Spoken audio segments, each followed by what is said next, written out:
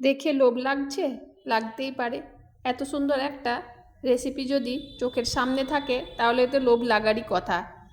তো এই রেসিপিটা আমি কীভাবে বানিয়ে নিলাম চলো বন্ধুরা তোমাদের সাথে আমি শেয়ার করে নিই।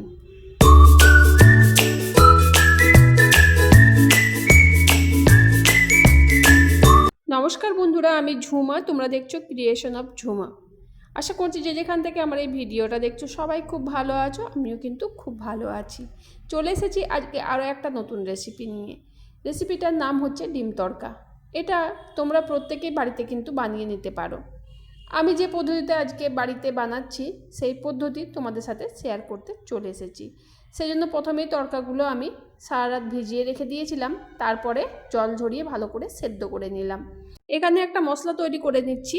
1 চামচ গোটা জিরে, 1 চামচ গোটা ধনে, একটা টমেটো, একটা গোটা পেঁয়াজ, কিছুটা পরিমাণে আদা আর কাঁচা লঙ্কা আর একটু পরিমাণে রসুন।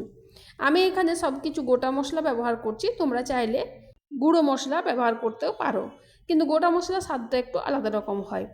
তো বন্ধুরা মিক্সিং জারে আমার পেস্ট করা হয়ে গেছে। তারপর দেখো একটা কড়াই বসিয়ে দিয়েছি, সেখানে আমি একটা ডিমকে ভুজিয়ে বানিয়ে নিলাম। ডিম তড়কা বানানোর জন্য এমন কিছু মশলার প্রয়োজন পড়ে না, বেসিক কিছু মশলা দিয়েই কিন্তু এই রেসিপিটা দুর্দান্ত স্বাদের বানিয়ে নেওয়া যায়। তো দেখতে থাকো বন্ধুরা পুরো রেসিপিটা স্কিপ না করে। তারপর দিয়ে দিয়েছি এখানে আমি পরিমাণ মতো সরষের তেল, দিয়ে দিয়েছি একটুখানি 5 ফোড়ন, আর দিয়ে দিলাম একটা বড় সাইজের পেঁয়াজ কুচানো। ভালো করে পেঁয়াজটা দিয়ে আমি এখানে ভেজে নেব। পেঁয়াজটা এখানে আমি একটু লাল লাল করেই ভেজে নেব, এখানে একটু লাল লাল করেই ভাজা কিন্তু প্রয়োজন। তারপর বন্ধুরা যে মশলাটা আমি পেস্ট করে রেখেছিলাম সেই মশলাটাও কিন্তু এবার ভাজা পেঁয়াজের মধ্যে দিয়ে দিলাম। এখানে আমাদেরকে একটা জিনিস লক্ষ্য রাখতে হবে যে মশলাটা দেওয়ার সাথে সাথে কোনো জল অ্যাড করা যাবে না, মশলাটা কিন্তু ভালো করে এখানে কষে নিতে হবে। অনেক ক্ষেত্রে আমরা যখন মশলা কষতে থাকি তখন কিন্তু মিক্সির বাটিটা ধুয়ে একটুখানি জল তার সাথেও দিয়ে দিই, কিন্তু এই ক্ষেত্রে কিন্তু পুরো মশলাটা আমাদেরকে ভালো করে কষে নিতে হবে। তারপরে এখানে আমি দিয়ে দিলাম কিছুটা পরিমাণে হলুদ, দিয়ে দিলাম 1/2 চা চামচ মতো গরম মশলার গুঁড়ো, একটুখানি সবজি মশলার গুঁড়ো, দিয়ে দিলাম একটু পরিমাণে লবণ, আর দিয়ে দিয়েছি কাশ্মীরি লঙ্কার গুঁড়ো। তারপরে আমি এখানে একটুখানি জল অ্যাড করছি, তারপরে আবার ভালো করে মিশিয়ে নিচ্ছি। মানে এখানে কোনো কাঁচা গন্ধ যাতে না থাকে সেরকমভাবে এখানে মশলাটা কিন্তু কষিয়ে নিতে হবে। তারপরে এখানে সেদ্ধ করে রাখা যে তড়কার ডালগুলো ছিল সেগুলো কিন্তু দিয়ে নিলাম। এগুলো দিয়েও কিন্তু এখানে খুব ভালো করে মিশিয়ে নিতে হবে আর কষতে থাকতে হবে। বন্ধুরা এই ক্ষেত্রে আমাদেরকে কিন্তু অনেকটা ধৈর্য নিয়েই কিন্তু এই কাজটা করতে হবে, কারণ এই মশলাটা যদি ভালোভাবে ডালের সাথে মিশে না যায় তাহলে কিন্তু টেস্টটা সেরকমভাবে আসবে না। খুব ভালো করে কষানো হয়ে গেলে এখানে আমি কিন্তু পরিমাণ মতো রুম টেম্পারেচারে রাখা জল অ্যাড করে দেব। পরিমাণ মতো জল দেব এই কারণেই, কারণ আমরা তো সব কিছু সেদ্ধ করেই নিয়েছি।